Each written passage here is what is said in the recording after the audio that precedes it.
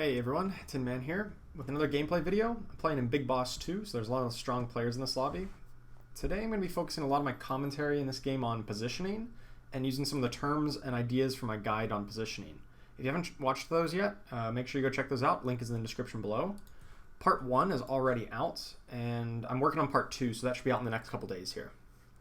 So here in round 1, not a great opening. None of these are like really power picks. I think Axe is probably the best. Positioning in these early couple rounds don't really matter that much against the creeps. As long as you field, the appropriate number of units, you're going to beat them. Any of the creep rounds in Dota Underlords are pretty easy as long as you have a reasonable composition. So not too much to worry about positioning in that regards, compared to like Dota Auto Chess, which Underlords is based off of. Some of the creep rounds in that game were quite a bit harder and you need to position around. I think since it's round 1, I'm going to pick up Embarrassment of Riches. Obviously this is best the earlier you get it, and you can't get it much earlier than round 1. So we'll pick that up here and hopefully get some good options going forward. So this next pack, we've got our Axe, so we kind of are inclined to pick up some Warriors to pair with them. And so we'll just put out Tusk there. Once again, positioning doesn't matter much. We'll just put both Warriors on the front line. And what other unit do I want? I've kind of been partial to Enchantress and Druids recently. The Beast buff also goes well with Tusk, his Beast, or not Beast, sorry, Savage. It used to be called Beast. Pick up Enchantress, although I know Batrider is quite strong in the early game. So is Bounty Hunter. Bloodseeker, not so much.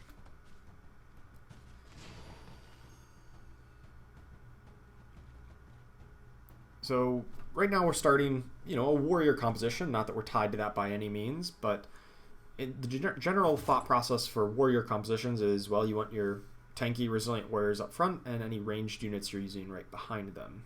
Here I'm going to pick up, I think, Gloves of Haste. I think I like that item a little bit better than Tranquil Boots. Tranquil Boots is a little bit better early game, but games go long enough that I'm willing to invest in kind of late game.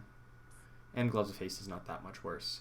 Okay, so here we get a Treant Protector, and I like that a whole lot. So I'm going to put in Treant and Enchantress instead of Axe, so that we get the Savage buff and the Druid buff.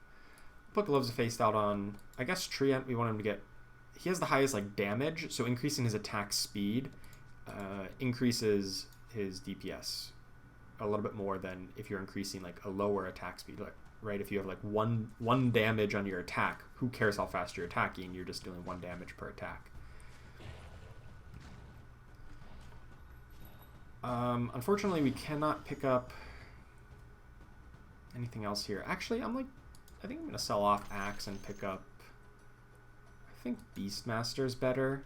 He's just a better unit all around than Axe. His stats, just straight across the board, are just higher. So here's a Completing the Cycle, which is a Druid global item, but I'm not a big fan of it. I'm going to pick up just another Gloves of Haste, I think. Claymore is also good. Alright, so let's swap Tusk out for Beastmasters. Generally, the higher the cost of the unit, the better it is just individually. And let's put Gloves of Haste on him. And I think this Druid buff is... Oh, actually, hang on. No. Probably Tusk is better with... I forgot the Savage buff. Let's pick up the second Enchantress, pick up the Axe, and pick up Timbersaw. Timbersaw is probably the best standalone unit here. Alright, so we got the upgraded Treant, so that's probably going to win us this fight. A 2-star Treant is just really, really strong. So positioning-wise, early game, I'd say the first 10 rounds, positioning is not the most critical thing. More critical is getting, upgraded units and good synergies online and just good standalone units. But general concept is I like to split them evenly here. Let's say I went like this instead, right? Then if my opponent has 3 guys like they just had, all 3 of them are going to target the Treant, and he might get burned down really quick. He might get focus fired, and that would kind of stink because then he would die before getting his ability off. Whereas if I do this, they kind of split the board equally. They have equal zones of control. So here we get a little bit lucky. We're going to pick up Triple Pudge. I mean, that's pretty insane, right? And even though Pudge has low natural damage, we're going to still put the Gloves of Haste on him because he's 2-star. And I position it this way so that my weakest unit on average is going to be Tusk here, right? Because Treant has a chance to get upgraded to 2-star, and Pudge is already 2-star. So we want to basically make sure that the only person who could target Tusk are people exactly in this column, right? Exactly in this column E, I guess, if you're going by chess notation. Whereas basically everybody from column A to D is going to target Treant, and then everyone from F, G, and H are going to target Pudge. Actually, arguably I should swap these around, because Pudge is going to be tankier than Treant in any situation. So that worked well. Our Tusk survived because he's the most fragile, I'll say. Alright, so we're running good today. So we picked up an upgraded Enchantress. And I really want to keep our win streak going. I think we're just going to win it no matter what. You know what? Do I just sell off everything for interest? I think I do. You know what? Let's get like really greedy here. Like, those units were fine that I had on my bench, right? They were fine. But I was going to say I don't think I need to level up to win the round, but this person has just as good of a comp as I do, because they have the 2-star Treant and Enchantress. So, well, that was unfortunate. I don't even think how I leveled up I would have beat that. I was just really unfortunate. I really thought that we had a good comp here. You know, I basically have 3 2-stars. I've got really resilient units, but I mean, this guy had the same thing but better, really. Oh well. I guess we'll just pick up all of these because our interest already locks in. So even though we lost our win streak, I'm glad that we, got a little bit of extra gold here for interest. Okay, so there was an anti-mage. So I think a 2-star anti-mage is just going to be better than this Tusk. And I'm going to sell off Clockwork just to make sure we grab interest. And let's move the Gloves of Haste over to anti-mage. Still keeping the same idea of positioning that our tankier units, Pudge and Treant, are going to be on the corners here. And that our more vulnerable unit is going to be in the middle, so that ideally less units attack it on average. See, we've got, well, they have all assassins. So assassins really mess up a lot of the theories of positioning, because they're always like the exception, because they jump and go to the back line and they don't target straight forward like most units do. So the way you counter assassins, generally in the later game, you kind of bunch into corners. You make like a box formation, a 3x3 or something in the corner. But early on in the game right now, you can't really like play around assassins. You can't really target. And notice I'm not really scouting out opponents' positionings. We'll be doing that a lot more later in the game. But early on in the game, it's not that important to scout out positionings, because basically you've got 7 opponents and you don't really know who you're going to play against each round. I'm going to sell off this sniper to grab interest here. We're getting kind of greedy with interest. That's kind of my MO, especially when you have a strong early game like this. Honestly, if you have a really weak early game, I kind of go for it too. Because interest is guaranteed, right? If you have 20 gold, you're going to get 2 gold of interest. Whereas win and loss streaks are a lot less guaranteed. Because I've been going for interest and I've not been worried about keeping a win streak going, because we did lose that one round. That's why I haven't leveled up yet, because I know that I'm not really protecting a win streak. I'm just, trying to maximize my gold income via interest instead. So it looks like we're going to lose this round. This guy's got a pretty good Knights composition. It's possible with a level up we could beat this, but it's hard to say. Oh well, regardless. Okay, so more druids, and we do naturally level up here on round 9. So put the Tusk in, get the Savage buff back.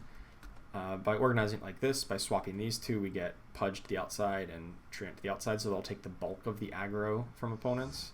Actually, I'm going to shift it all over a little bit here. And actually, I didn't really see anybody stacked up on the corner, so I'm actually going to swap this so that a lot more people are in the middle, so hopefully Pudge and Treant will take more aggro. And now that interest is locked in, we can feel free to just buy everything, which has a lot of druids, so we may end up playing druids here. Yeah, it's possible. Possible I got a little bit greedy and we could have won last round if I had leveled up. But it's hard to say. I think we're still going to win this. Treant did get his ability off. It's unfortunate. Tiny also messes up positionings quite a bit because obviously he tosses you to the back. But it looks like we got it because we have insane healing. Alright, so after round 10 or so, when you start to get 5 and 6 units in everyone's composition, that's where formations start to matter a little bit more. Nobody to buy. And so we'll definitely dive deeper into whatever we end up going towards. So against this creep round, I think I'm just going to sell off. You know, Juggernaut's not really that great unless I've got the Brawny. Neither is Furion, to be fair. And I know in my last video I was playing some 4 Druids, and I still think 4 Druids is more reasonable than people give it credit for, but it's still not ideal by any means.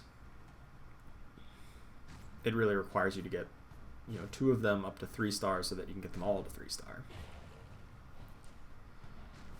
Definitely progressing towards Enchantress 3 stars, so that's nice. I'm going to put those over there just to organize my bench a little bit.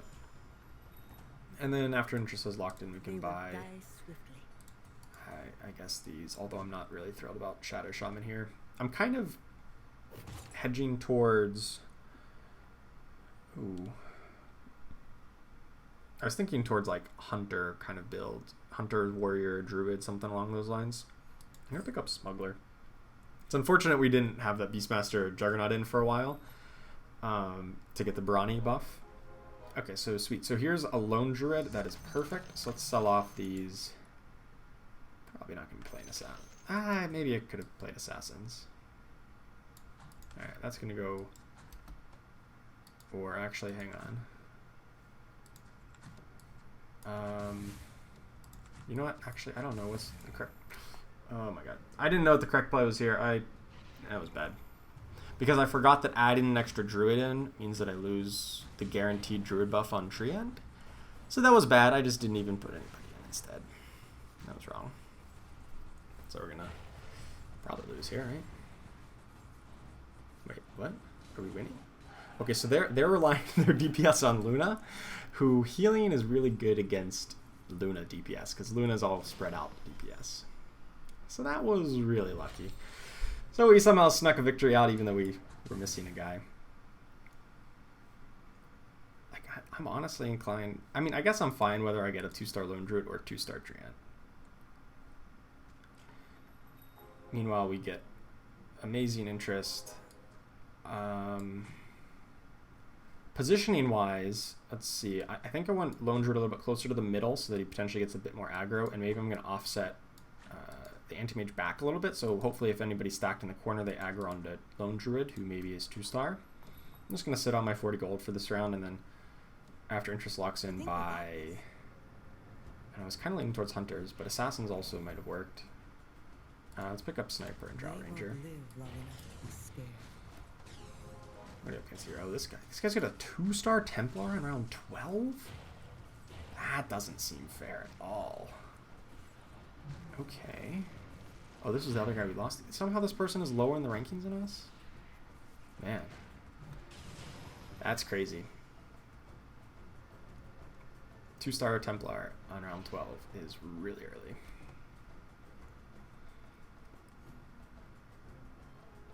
Okay, but regardless, we weren't on a massive win streak, so it's not that devastating.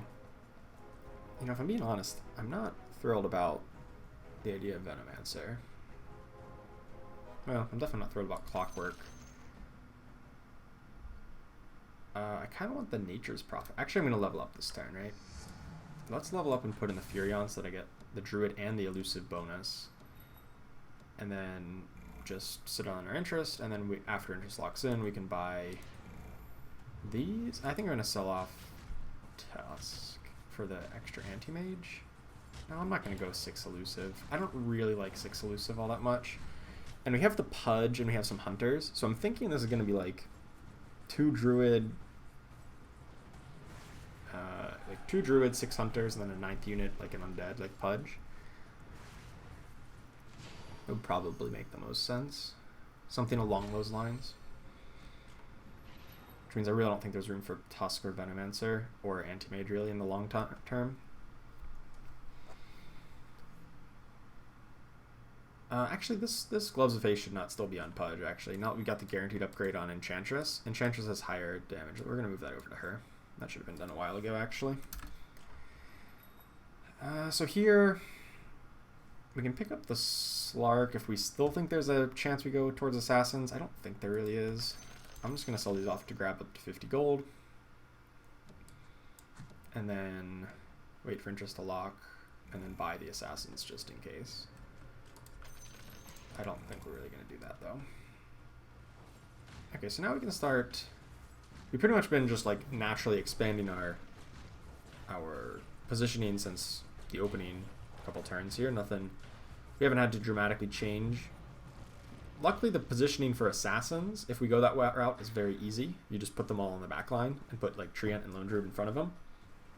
It's not a very interesting positioning, but... And that's because the Assassin's jump mechanic is somewhat random, and they're going to jump no matter what, so any kind of careful positioning on your part doesn't really equate into much value. Hunters, on the other hand, have more interesting positioning, and we'll get to that if we end up close towards Hunters. So against this creep round, this is round 15, we play against the Wolves, and the way you basically handle that is you take your front line and put them on the back. You can pretty much keep your other guys in the middle just the same. But by putting these guys in the back, they're going to like walk forward a step, the Wolves are going to jump, and then they're going to aggro onto your old frontliners because they're all Assassins. Just don't forget to move them back. Let's see, Morphling is a good Assassin. But there's already a couple people going Assassins. I'm not sure if I really want to compete with that. I'm just scouting around to see what other builds are out there. Some Warriors, 1 Assassin, 2 Assassins. Yeah, there's 2 Assassins players. I'm not thrilled about going Assassins. I'm going to ditch these guys, or at least one of them, for Beastmaster. And then just pump my gold into levels. So we're going to level up. We're going to level up preemptively. I know in my gold management video, I've often advocated leveling up to 7 on round 17. With proper gold management in the early game, you can actually do that a bit earlier on round 16, as long as you're not dropping below 50 gold. I think I'm going to pick up Skullbasher. Elusive targets I'm actually scared of, because my elusive units are my tanks. And if they're not targetable, like if my opponent can't target my Treant, they're just going to go straight after the people he's supposed to be protecting. And that's not good. So I'm not going to not pick up that Bounty Hunter. And then I think I'm going to level up here. I do temporarily drop below 50, but if I win, I get it right back. So maybe this is a little risky. If I lose this round, I lose a point of interest. But by leveling up and putting in a Skullbasher Bounty Hunter, I probably win. So once again, the Assassin positioning doesn't really matter. Pretty much just drop them on the back line and they'll go where they need to go. My opponent had a similar, they also have an Assassin lineup. Yeah, we crush him. Oh, this is the 2-star Templar Assassin guy, who's on a losing streak somehow. I guess 2-star Templar Assassin, if the rest of your team kind of stinks, doesn't pull all that much weight. I'm going to pick up the Lone Druid here after interest is locked. And, I don't know, I guess a Lycan.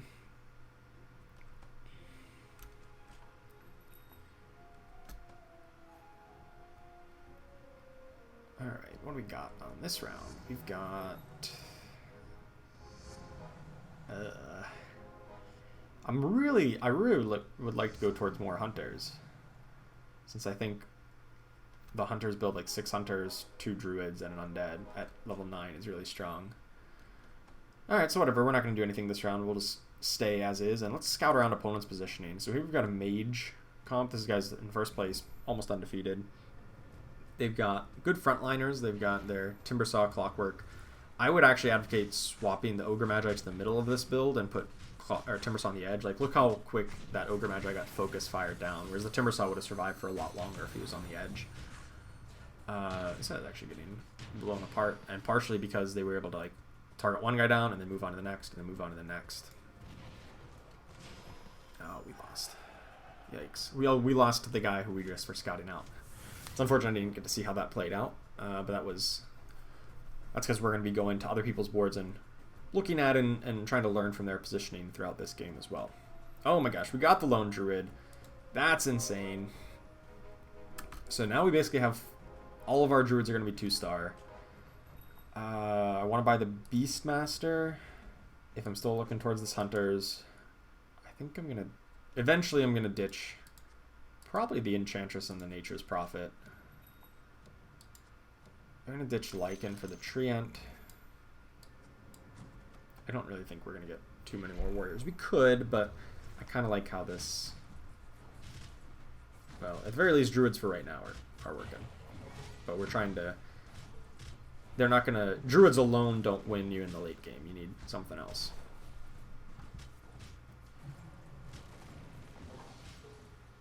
So it looks like we're up against this Knights formation, who Knights are generally just going to be in some kind of a box formation, whether it's like you know, a 2x4 or a 3x3 kind of grid, some way to like make sure that all of the Knights are always next to each other to get their buff. And also if they have the troll item, they need the trolls kind of interspersed between there, which always means you're going to be a stacked, bunched up formation, which does make you vulnerable to AoE effects like Kunkka and Enigma, but does make you very strong against kind of single target damage that is going to have trouble to punch through those lines.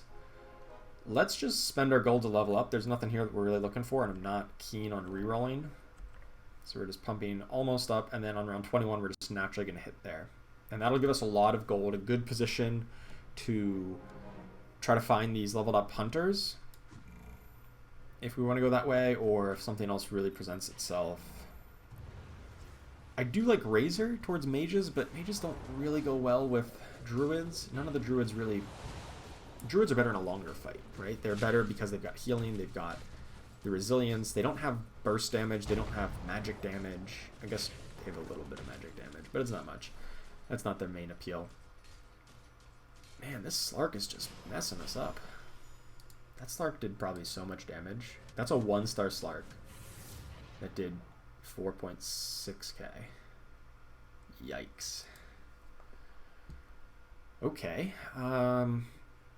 Yeah, I guess there's a couple Assassins player out there, so Hunters could be a little dicey if we don't... I guess we're going to get into that box formation at some point. So I think I honestly just sit on my gold here for the creep round. I'm not inclined to reroll. I'm not inclined to do anything else. We're just going to reroll a lot next turn, trying to find Beastmaster, Drow Ranger, Sniper, Wind Ranger, Marana, Medusa, you know all the hunters.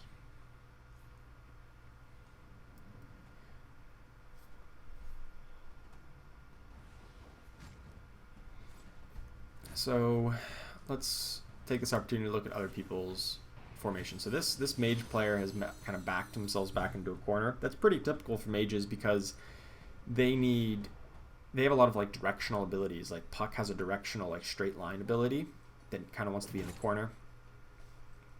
And it's also better protection against assassins and people jumping on the weaker units. Let's pick up Black King Bar. It's the highest tier unit here, and we don't have any Scrappy or Primordial. And as far as magic protection goes, it's pretty much just strictly better than the other option we had, the Hood of Defiance. Sweet, so we get the Beastmaster, goes straight in.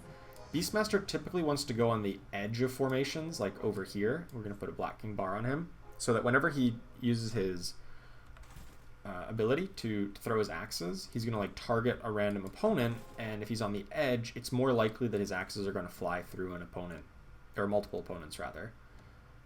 I think I do want to buy this Wind Ranger. So what I'm going to do is after the combat resolves and before like the next round starts, I'm going to just move somebody out onto the field and buy the Wind Ranger, and then we can fix that up for our next round. It's kind of a unique little... I'm not going to say like cheating, but like you cheating on like how and when you can buy units. You can buy the units after the round because you get a chance to replace.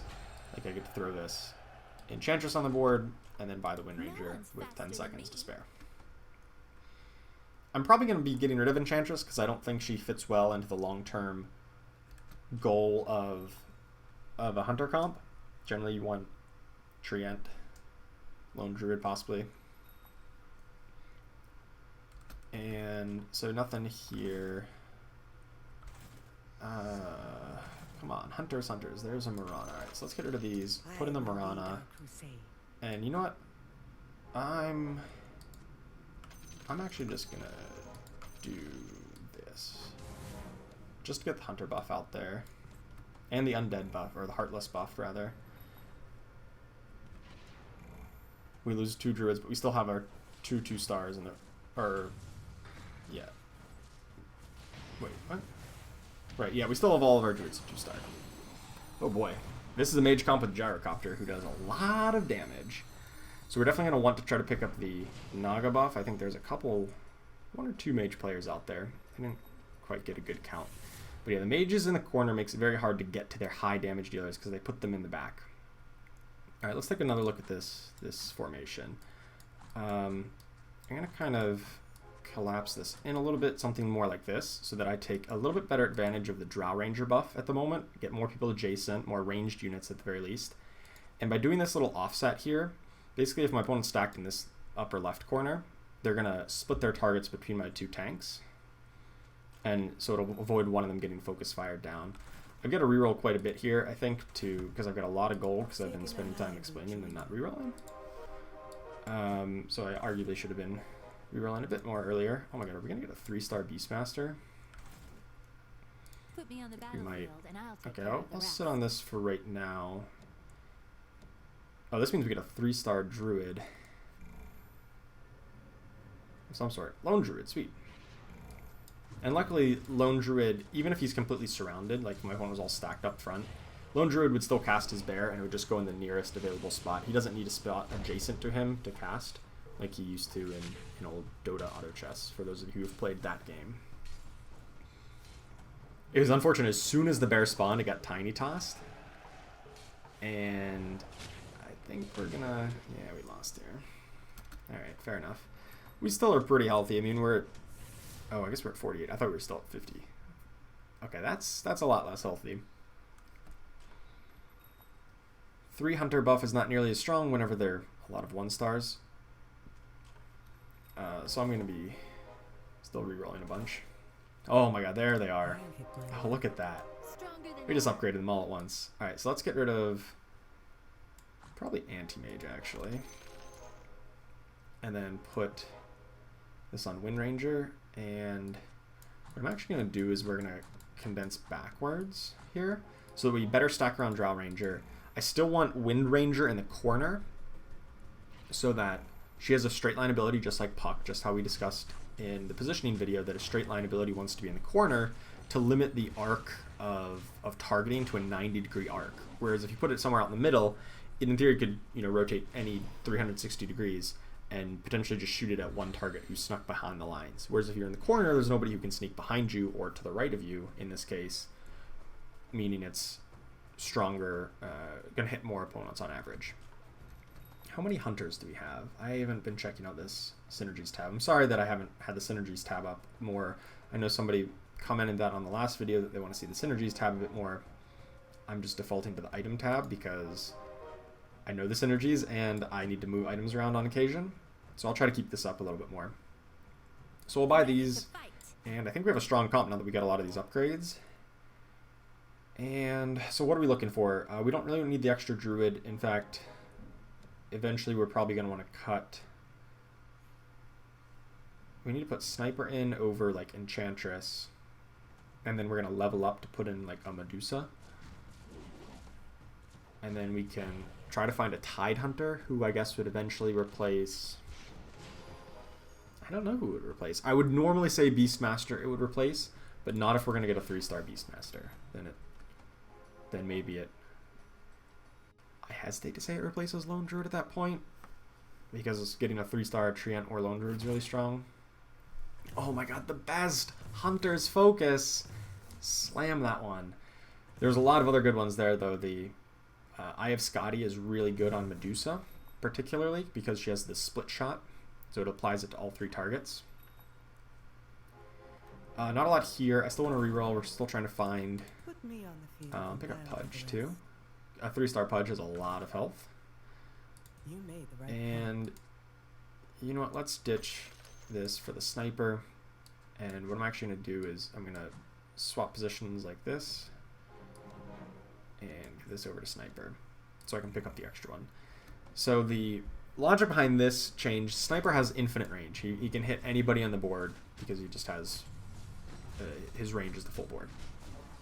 So if I put, say, sniper in front of Wind Ranger, it's possible that sniper like targets somebody who's at his at the edge of his range and he doesn't move, and then there's nobody in Wind Ranger's range, and she just sits there kind of being trapped in by the sniper and whoever's right next to her. So that's not ideal, to trap in your DPS, because then they're sitting there, well, not dealing DPS. So in cases like that, you want to make sure sniper's in the corner.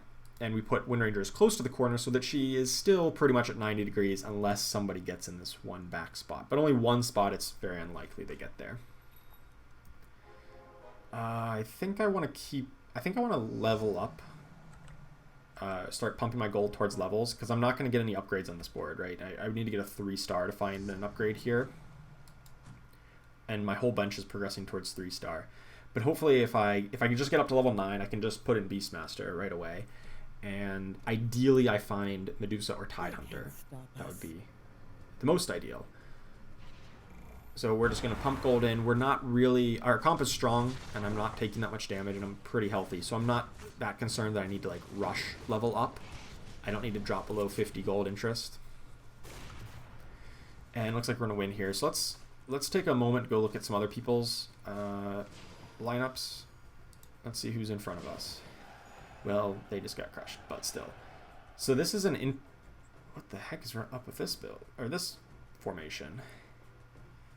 I'm not entirely sure. I guess they're trying to play around the prevalence of assassins by moving their like frontliners to the back, but then they don't move their squishier units like their hunters forward. I'm not entirely sure what's going on with that formation. That was kind of weird. All right, we jump back to our screen, and let's just pump gold into levels. We don't need any of these guys. We're just looking for Medusa and Tidehunter at this point. Let's see who else. There's the Mage Comp, who's still in the corner. This is a common thing you see in Mage Comps. You have this Gyrocopter offset here. Notice it's in the other corner. Basically, that's to like bait people away. Gyrocopter also has almost full range. If he's right here, he can hit almost every square in the whole board. So that hopefully it'll bait some people to go this way, and then that means they take longer to walk over towards your main clump. Gyrocopter also has a large amount of armor. He has 15 armor base, so he's actually quite resilient and can take a couple hits while he gets his ability off. So oh boy, we're in trouble here. They've got a 3-star Chaos Knight. That is scary, as the player's name suggests. So this is a very close game. So in close games, I like to be a little bit more aggressive in spending gold, because we're just trying to ensure that we get that top half finish, and we don't want to get too greedy and get knocked out early when everyone is really closely, evenly matched. So now is the turn where we're going to level up. We can just put the Beastmaster in, and let's reroll. Oh, there's the Medusa. All right, sweet. So Medusa, I think she stays in the same spot here.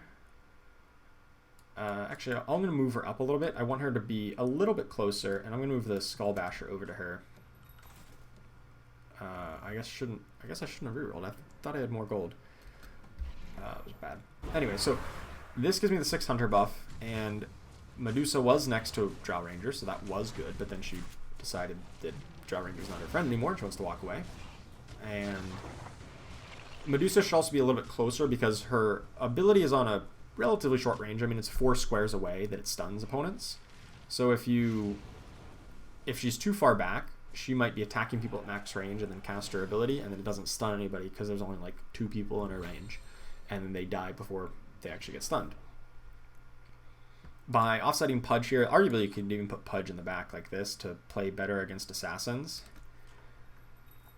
And so this is pretty much the build that we're set on for the moment. Now we're looking for 3 stars, unless we're really looking for... Yeah, I don't know what this guy's doing. Unless we're really looking for Naga buff. But there's only 1 mage player? Yeah, I'm not too concerned. Yeah, I think we're just going to spend most of our gold here on rerolls, trying to find these 3 stars. Mostly, and 2-star on Medusa.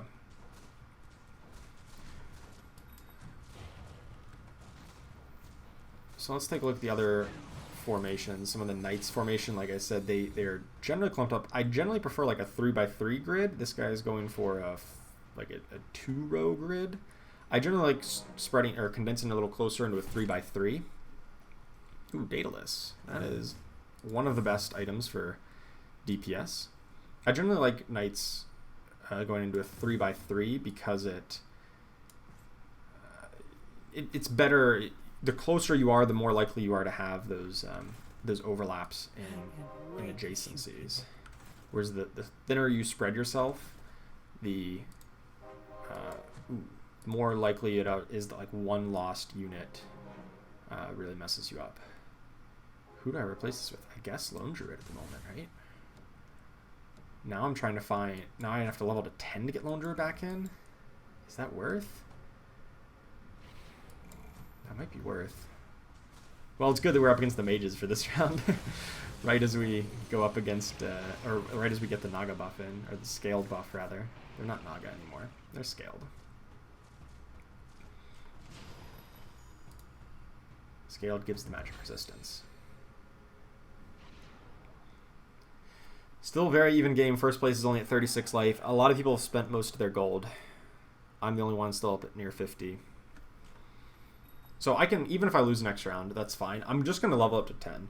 Because even if I lose on round 32, I'm not going to get eliminated. And then around 33 is when I can efficiently level up. I can level up without, it'll be a good point of interest, or a good point of natural experience. I'll be a multiple 4 away. I'll be 4, so I need to spend... I'll need to spend 45 gold on that turn. Rather than if I would do it now, I'd have to spend 50. So let's just pump our excess gold in there. Buy the Marana, even though I doubt we're going to get 3-star on that because we're looking at 3-star of everybody else. And let's look at, what's our opponent's formation? The Knights. Yeah, this is the one where they're spread a little thin. Like, I don't know, in just... I guess they do have one thing right. They've got the Bat Rider behind the middle of the line, such that if they didn't have a Bat Rider there, let's say Bat Rider just didn't exist, if they lost the Knight who was right here initially, right where my cursor's at, if they lost the Knight who was right here, basically one person would be isolated. One Knight would not have the buff, and then the other side would also be isolated. You kind of split the line down the middle. Whereas if you're in a more condensed formation, like a 3x3, then it's a little bit less likely that one pickoff breaks open the line, you know? Okay, so here's we're just going to spend our gold to level up, get that Lone Druid back in there. What positioning makes the most sense? I think this makes the most sense. It gives a little bit better protection towards Medusa, maybe even set him back. Or actually, no, something like that. Pudge can pick up the Assassins. I think there's still 2 Assassins players out there. This guy who has the weirdest formation I've ever seen. I guess really playing around the Assassins by putting a lot of melee guys in the back line. This Knights player also having kind of a spread out formation, but that makes a bit more sense when you're trying to protect a Dragon Knight rather than trying to protect just Trolls and Knights. Because I would actually prefer to see this Dragon Knight in the corner so that people would have to fight through Luna to get to the Dragon Knight. And how did we do? Barely lost. Took 4 damage, whatever. So now we're down to just 2 opponents left. The really weird formation and the backline Knights. So I kind of like our odds. I guess I actually should have sold off some of my excess hunters. We're going to still just keep re-rolling. Just try to find a couple upgrades. Let's get rid of Pudge. There's a chance I get Marana. I want to buy this Treant Protector. Actually, yeah. I still need Medusa 2-star. That's going to be a big upgrade if we can get it. Tide Hunter did not all. Oh boy. I think we still get this. Yeah. This Hunter's Focus is a really strong item. I will totally agree that we definitely got pretty lucky this game in terms of the items that came up. We had the early Druids, and you know, things just kind of came together pretty well. Hopefully we can actually close out the win. So who's left? Just that Knights player we just played against? A kind of like it. Yeah, that's definitely not my preferred organization for knights, but if it's working for him or her, it's working for them. Use a gender-neutral pronoun there. No real reason to reroll below an interest threshold on a creep round. And if you're like really weak against the dragon, you can like spread out a bit more. And a popular way to beat the dragon was like to line up your guys down like this left column and the right column kind of split up, because he has a splash damage attack. But it's really not that strong. In old Dota auto chess, his splash damage attack was much bigger and much harder hitting. Here it doesn't. The formation doesn't really matter. Since we know we're not up against assassins anymore, I can feel free to move this Pudge further forward. Arguably, I should have done that earlier. Oh my god, expended roster? Hello. Yes, please. Add an extra hunter in. Is there any other synergy I can pick up? I can pick up a Savage synergy now. If I find another beast. Oh my god, there's a Tide Hunter. I don't really need a Lone Druid. I don't think I need another Tide Hunter. I don't really want to put in Enchantress. Oh, I should have grabbed that Sand King, actually. I should have grabbed the... should I put Sand King in over the second Beastmaster? Probably. So I'm kind of setting up this like two portion. Sorry, two groups. I've got my main group over here on the right, and then on the left I had a couple units to try to bait the opponent into splitting their attacks, because they've got splash damage, and you want to split up the knights. Oh, we just beat them. Okay, somehow we got the win and they beat us. So maybe there was a silence on Tidehunter that went through. So hey, we got the win, and we leveled up to Big Boss 3! Woo! I've been trying for this for a while, and I thought it was hopeless for a little bit, but hey, we got a Big Boss 3, so that was sweet. I hope that helped learning a little bit more about positioning as I talked through some of my rationale and looked at and criticized and some of my opponent's positionings.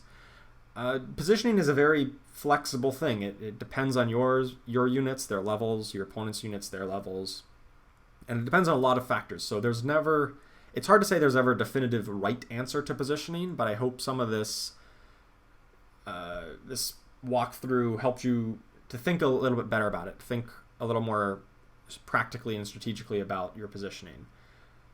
Thank you for watching. I really appreciate it, and make sure to like and subscribe and turn on notifications to keep up to date with all of my upcoming Dota Underlords content. Thanks for watching. I'll see you next time.